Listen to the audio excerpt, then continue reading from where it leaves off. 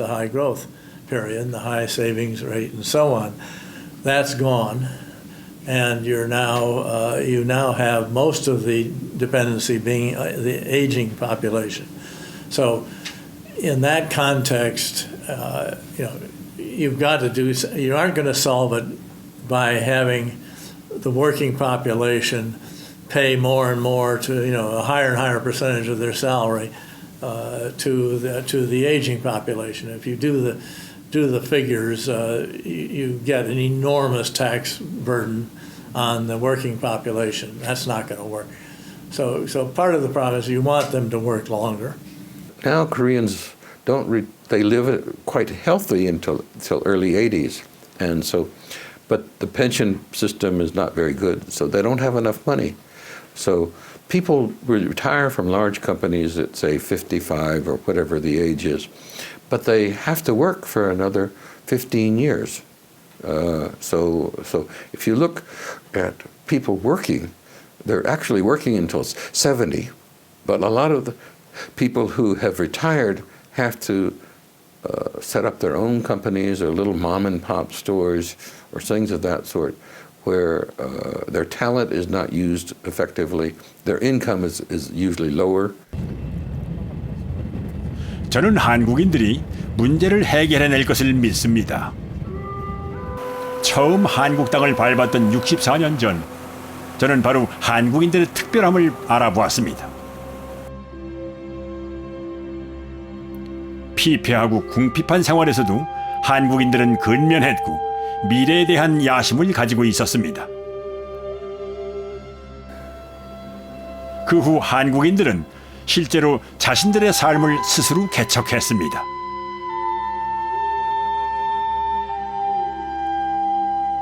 가족을 위해 밤낮으로 일하며 맨손으로 산업을 일으켰고, 남들이 뭐라 하든 더 높은 곳을 향해 질주하며 자신들의 나라를 부국으로 바꾸는 데 성공했습니다. 제가 아는 한 한국인들은 뜨거운 열정으로 끊임없이 도전하는 특별한 민족입니다. 그들의 비범한 특성은 20세기 경제사의 기적을 탄생시킨 원동력이었습니다. It's the best example we have about how the market system worked in a country that previously was quite poor, and in one lifetime people achieved standards of living comparable to the high-income countries. There are other examples, but maybe Korea is the best example of. The failure, the driving force in the world growth in the last half century has been international trade. Yes. The Koreans took advantage of it. This is the model for every developing country in the world of how to move to a modern, advanced economy from rural poverty. 광복 70년을 맞은 지금 한국의 도전은 아직 끝나지 않았습니다. 한국인들은 이제 또 다른 혁신에 도전해야만 합니다. But Korea's moving past that now. It doesn't need this large-scale type organizational structure. It needs to encourage innovation, people who want to do things a little different, and that means a greater focus on encouraging competition, preventing individuals to do what they want to do. Countries have to remember to always encourage younger, newer enterprises, new ideas, because that's where the growth comes from. Korea's moved too far to be able to say anymore, oh, we can just copy what goes on in other countries. They have to move more and more into their own areas of innovation. 한국이 이루어야 할 혁신의 방향은 어떤 것일까요? 한국의 한 기업인을 만나 그 단초를 찾아보기로 했습니다. 이 화장품 회사의 대표는 세계 화장품 시장의 트렌드를 바꾼 인물로 평가받고 있죠. 그는 2006년 세계적인 경제 전문지 포브스가 선정한 표지 인물이 되기도 했습니다. 그 당시 저희가 이제 여러 가지 혁신을 하니까 앞으로 이 회사가 잘 될 것 같다 하는 혁신에 대한 기사였습니다. 항상 혁신에는 사람의 두 개의 그 손이 있듯이 혁신도 두 개의 양손이 있어야 된다. 그래서 하나의 혁신은 그 세상에 있는 것을 잘 활용하는 것이다. 그래서 얼마나 우리가 패스트 팔로우 하느냐 하는 전략이고, 또 하나는 더욱 진짜 중요한 것은 얼마나 우리가 여태까지 해보지 않은 것을 하느냐. 그것은 이제 슬로우 러닝 전략입니다. 그래서 그 슬로우 러닝 전략을 통해서 많은 변화가 있었습니다. 예를 들면은 어떻게 하면 우리가 그 화장을 편하고 간편하고 사람들이 쉽게 할 것이냐. 그래서 여러 가지 고민을 하다가 이 주차장에 있는 스탬프를 찍는 것을 보고 그 에어 쿠션이라는 쿠션 제품을 만들어서 화장의 변화를 일으키고 있습니다. 첫 번째 혁신은 회사가 가진 역사를 활용하는 것이었습니다. 이 회사는 해방둥이 기업으로 70년의 긴 역사를 가지고 있죠. 경영진은 오래전 회사의 히트 상품이었던 동백기름과 인상크림에서 아이디어를 얻어 현재 회사를 대표하는 한방 화장품을 탄생시켰습니다. 또 다른 혁신의 키워드는 무엇이었을까요? 처음에 여기까지 한국에 도달한 거는 지금의 기성세대, 더 나이가 많은 세대가 젊었을 때 여러 가지를 시도했기 때문에 성공한 거지, 그 사람들이 시도하지 않았다면 성공하지 않았습니다. 그러니까 젊은 세대들의 세상이라는 것은 기성세대가 갖지 않은 방향으로 진화해야 된다. 그들이 항상 새로운 것들을 해라. 기성세대는 당신도 그 옛날에 이것저것 했듯이 이 사람들이 할 때까지 좀 기다려줘라. 환경을 만들어줘라.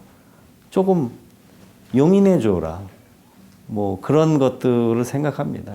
We got the very starting idea from the stem. Okay. We stem Yes. comes out from the Okay. reservoir, I see. and then you Then can it makes easily, it, then it's easy. yeah, Okay. easy to apply. Good. 스탬프 형태의 화장품은 젊은 직원들의 아이디어로 시작돼 현재 세계 시장을 선도하고 있습니다. 이렇게 두 번째 혁신이 이루어졌죠. 세 번째 혁신은 한류입니다. 사람들이 외국에서 수입된 물건을 좋아하는 이유는 자기가 지금 쓰는 것과 다르기 때문에 좋아하는 것입니다. 그렇기 때문에 한류라는 거는 항상 우리가 어떻게 세상을 다르게 바라보고 다르게 아름답게 만들어 나가느냐. 그래서 한류가 처음에 시작할 때는 미미하게 시작을 했지만 그 다름이라는 것은 항상 아름답고 사람을 경탄하게 합니다. 그래서 우리는 그것을 계속 발전시켜 왔고 지금도 발전시키고 있고 더 발전을 시켜 나가야 된다고 생각을 합니다. 이 회사는 한국 고유의 미용법을 전면에 내세운 한류 브랜드로 중국에서 돌풍을 일으키고 있습니다. 이런 혁신이 한국의 새로운 미래를 가져올 겁니다. So as you look at the global economies nowadays, I think the thing that stands out to you, growth, Asia has become the engine of growth, whereas I think 40 years ago we would have said the United States was the engine for growth. The U.S. cannot afford to do that or play that role going forward.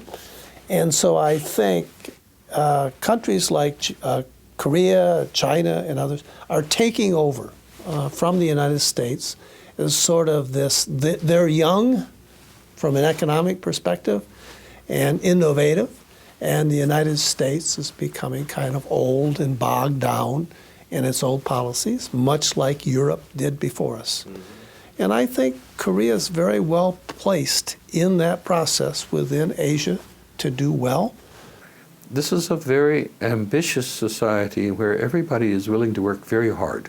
And it's not just hard work, but it's hard, intelligent work. So people are smart, and so you try to, if you've got a problem, you try to solve it, you try to move upward.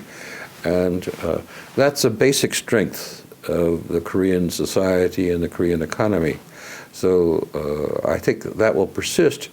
But remember, it's also supported by infrastructure, physical infrastructure, educational infrastructure, institutional infrastructure. 어느 정도 토대는 만들어 놓은 거 아닙니까? 기성세대가. 문제투성이 토대이긴 하지만 외국이 다 부러워할 수 있을 정도의 그런 규모와 조건을 우리가 만들어 놓고 있는데 이런 조건 하에서 한 단계 업그레이드해서 선진 강국으로 가야 된다. 그렇게 하기 위해서 우리가 뭘 해야 된다. 이런 거에 대한